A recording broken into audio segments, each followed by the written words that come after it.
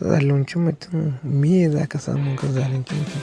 Me za ma kan ka zalunci mutum? Me za ka samu?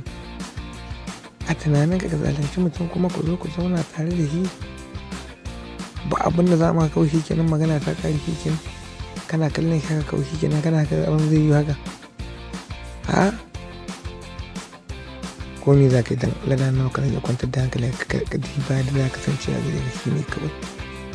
Yaya za a yi ka zo ka zuba ɓarna irin wannan ka ce ka zauna shi kenan, ko mun maganin da ke gare ka ai wannan abun ka bar tunanin kai na fara zuwa zauna haka ba za a iya ba. Ko mutum ya ƙyale ka Allah ma za bari, balle mutum ma ba za a ƙyale ka. Ko me za ka yi ka tsaya kwantar da hankalin ka tunana da kyau ka diba. Ai kuna zaune gari ɗaya da mutum ka zo ka zuba wannan shigantaka ka ƙyale ka, ba za a yi ba. Ƙarya ne wannan, ba yi ba kawai.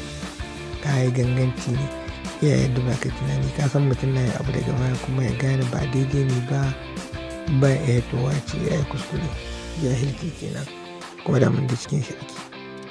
To ka san kamar da yake tsari ne na mai gari dan mai shi ke tsara wa mutane yana nuna musu sannan ƙi yin haka. To ka ga ba matsala sai mutum ya fi. Amma ku sani fa radda aka gama wa mutum zai gane kuskuren shi, zai gane abubuwan da zai gane su, lalle zai gane abin da yi.